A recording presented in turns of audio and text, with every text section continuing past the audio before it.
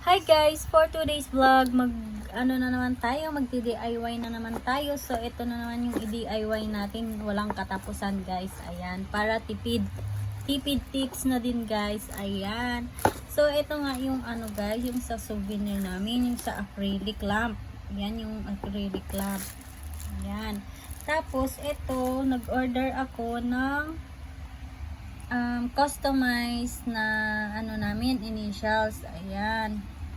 Tapos ngayon, dahil dun nga sa acrylic lamp natin walang nakalagay, so ito yung ilalagay natin, yung initials namin, yung customized na sticker. So ganito guys. Ayan, punasan muna natin para malinis, para hindi madumi ang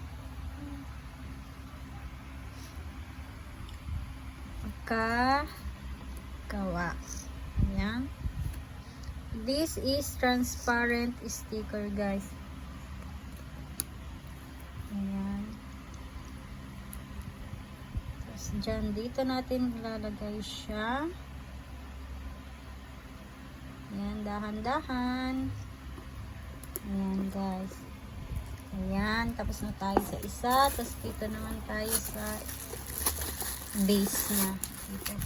Yan, isasaksak lang yan guys. Tapos ilalagay ito para iilaw siya. Yan.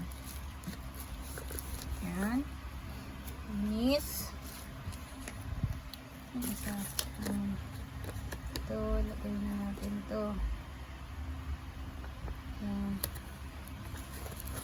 Transparent na sticker kasi white naman yung base natin, so it's okay to put the transparent. Ayan. DIY lang guys, para tipid din. Ayan.